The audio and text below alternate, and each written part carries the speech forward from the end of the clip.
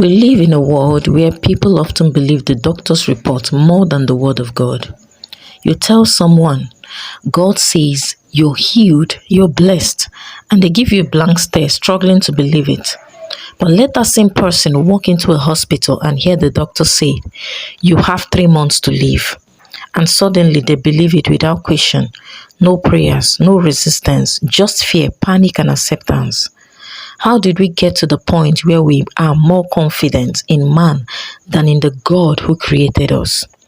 Yes, the doctor may have facts, but God holds the final say. Faith doesn't deny the facts.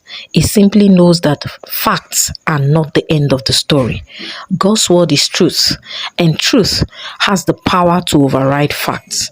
So again, I ask, whose report will you believe? As for me, I choose to believe the report of the Lord.